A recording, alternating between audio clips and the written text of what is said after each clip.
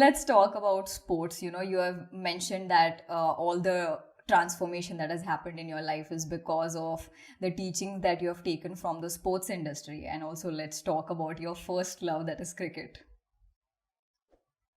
Yeah, it's a long journey, and means I was in this means I think maybe in fifth, sixth standard, and in the childhood, I means I'm still introvert, and but that time I was very introverted guy, and I was not talking to anyone, and I was just keeping to myself all the time. And I don't want to means confuse people that I was unhappy or sad. I was happy with myself, the way I was introvert and all those things. So there's no complaint about my introvert and all these things. But I was alone and I was just being with myself, and I was not doing means with connecting with people or talking to people. But then what happens? This cricket came into my life, and oh my god, at that point of time I was attention of I got attention of everyone when I was playing or when I was batting, because it was very difficult to get me out. Mm. And when I go to means I go on opener, and I always go on opening my innings, and I never got out, and means it is very difficult to get me out. And if I get out, or sometimes by catch or something, people used to dance at the pitch that, oh, this today I got Rakesh out. So, and that actually in my childhood I started to get attention from the people, from my classmates and from my teachers, that it is this guy who doesn't talk much, but his bat talks very loudly. So that was the first tries with cricket, and then and from there I think I played around 10 years, means till the age of 16, 17. I played very good amount of cricket, means whole day. And in winters, means I'm from Rajasthan, so in winters we can play whole day cricket. Otherwise in summers it is very difficult to play in the afternoon hours. So we used to play for 8 hours, 10 hours, and so that's why I always tell that cricket is my first love, because cricket gave me my identity, my first identity, and gave me some attention in my school. Wow, that's amazing way to start this episode. The way cricket, actually it doesn't feel like you're an introvert when I'm sitting and talking to you today. It doesn't really feel that you're an introvert.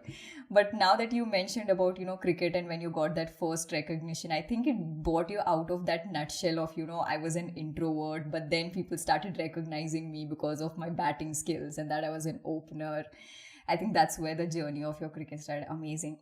So I'm pretty sure the cricket, even after you stop playing, like professionally, when you got into college or your professional life after that, the lessons that you have carried throughout your life, the sporting journey or the sporting lessons that have taught you today as a person that you are. So who are those evergreen players in your life who have taught you, who have transformed your life? What are those lessons?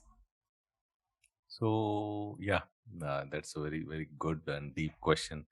And for the lessons, if from my own cricketing, batting, and all those things, the one lesson which I took is that we have to focus on our strengths and forget about our weakness. So I was not bowling, and I never tried to do that, because that was means I consider myself not as a bowler, as a batsman. So, in the life also, we should always consider our strengths, or means focus on our strength. That is the batting, I can say, and avoid weaknesses. That is bowling, in my case. So, in life also, we are good in many things, but we are not good in many things. So, we should not be disheartened by the things which we are not able to do. But instead, we should focus on our strength, what we can do, and work on that, build on the strength that we are having. And the second part of the question you asked, that who are the players who I admire in cricket or any field. So the first thing which I admire means at that point of time means when I started playing cricket, there was only god of cricket, Sachin Sachin Tendulkar, Tendulkar. and yeah.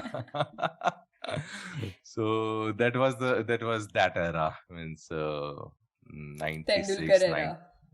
Tendulkar era. So Yeah. 96, 97, 99. That point of time, Tendulkar was just playing out every ball, and he's hitting Shane Warne out of the park.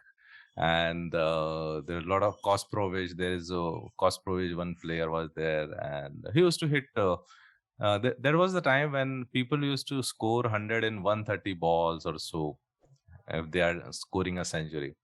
And Tendulkar used to score in 100 balls, means run a ball. So those were the things which I always remember about Sachin. And the one thing which I always remember about Sachin is his dedication towards cricket.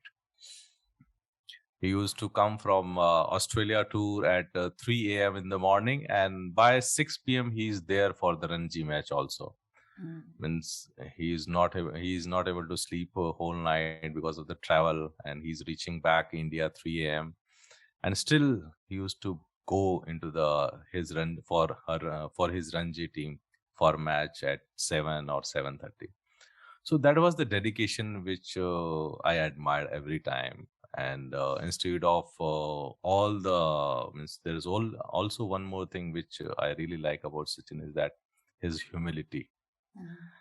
With the so much and everything he has achieved, 100 centuries and so many runs, means we cannot even count so many runs, but still he was such a humble and human person. And he never go on means a press conference and say something about his other teammates or ballers, or his bat will talk. That's the only way he used to give Mm. them. Humility plays such an important role, like not just in an athlete life, but in every single person's life. I think that is what differentiates a successful person and a person who cannot handle success. In today's world, we see that many youngsters, like whether it's in sporting field or any other field, they are becoming successful at a very young age, Mm, but they are unable to handle success because they haven't seen that amount of success. We see a lot of YouTubers, a lot of young kids coming up at a very young age, and they are unable to handle success. I think it's because initially they haven't been exposed to what success really is, and all of a sudden there's like a huge amount of success in front of them, and also because the way social media treats them. So, staying humble, being that person who's like staying on grounds, I know where I come from, I know my roots.